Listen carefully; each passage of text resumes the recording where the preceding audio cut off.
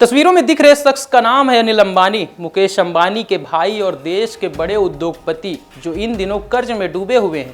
लेकिन ये मुसीबतें कम होने का नाम नहीं ले रही हैं, क्योंकि एक बार फिर अनिल अंबानी के रिलायंस ग्रुप पर ईडी की बड़ी कार्रवाई हुई है। ये कार्रवाई मुंबई और दिल्ली समेत 35 से ज़्यादा ठिकानों पर हुई, जिसमें मनी लॉन्ड्रिंग के इस बड़े मामले में कई चौंकाने वाले खुलासे सामने आए हैं।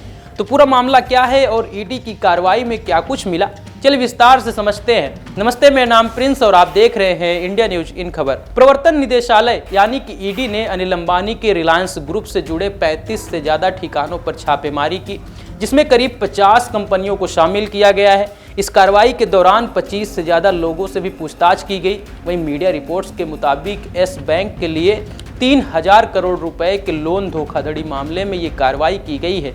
न्यूज एजेंसी पीटीआई के मुताबिक ये कार्रवाई सीबीआई की ओर से दर्ज 2 एफआईआर और SEBI, national housing bank, bank of Baroda और नेशनल फाइनेंशियल रिपोर्टिंग अथॉरिटी यानी कि एनएफआरए जैसी एजेंसियों से मिली जानकारी के आधार पर की गई। अब मन में सवाल आ रहा होगा कि आखिरकार पूरा मामला क्या है।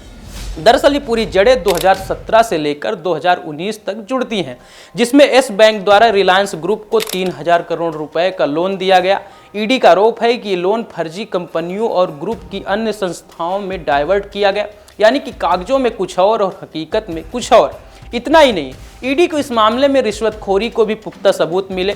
इस बैंक के तत्कालीन प्रमोटरों पर भी सवाल उठे कि कैसे कमजोर बैलेंस शीट वाली कंपनियों को आंख मूंद कर लोन दे दिया गया। लेकिन आपको पता है कि इस जांच की नींव सीबीआई द्वारा दर्ज 2 एफआईआर और साथ में SEBI, bank of Baroda, national housing bank और राष्ट्रीय वित्तीय रिपोर्टिंग प्राधिकरण की रिपोर्ट पर रखी गई है।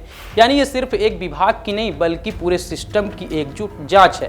सूत्रों के मुताबिक रिलायंस ग्रुप की कंपनियों में बड़े पैमाने पर लोन का गलत इस्तेमाल हुआ, और यही नहीं, कुछ मामलों में लोन सैंक्शन होने से पहले ही पैसा ट्रांसफर कर दिया गया। इसके अलावा ईडी को सेबी के ओर से मिली एक अहम जानकारी में रिलायंस होम फाइनेंस लिमिटेड यानी कि RHFL का भी नाम सामने आया। रिपोर्ट के मुताबिक एक ही साल में RHFL की कॉरपोरेट लोन बुक दोगुनी से भी ज़्यादा बढ़ गई, जो कि नॉर्मल बिजनेस ट्रेंड से बिल्कुल अलग है। अब माना जा रहा है कि इस केस में और भी बड़े नामों का खुलासा जल्द हो सकता है। अगर रिश्वत और डायवर्जन के सबूत मजबूत होते हैं तो केस सीधे कोर्ट तक जा सकता है। एक तरफ जहां अनिल अंबानी का नाम देश के टॉप इंडस्ट्रियल में गिना जाता है, वहीं दूसरी तरफ रिलायंस ग्रुप के कई हिस्से पहले से ही कर्ज और विवादों में उलझे हैं। अब अगर ईडी की जांच में ठोस सबूत मिलते हैं तो अनिल अंबानी की कानूनी मुश्किलें काफ़ी बढ़ सकती हैं। लेकिन सवाल ये कि क्या ये मामला देश के कॉरपोरेट गवर्नेंस पर सवाल खड़ा करता है, और क्या बैंकिंग सिस्टम में लोन बांटने की प्रक्रिया इतनी लचर है? अपने विचार हमें कमेंट बॉक्स पर जरूर दें। धन्यवाद।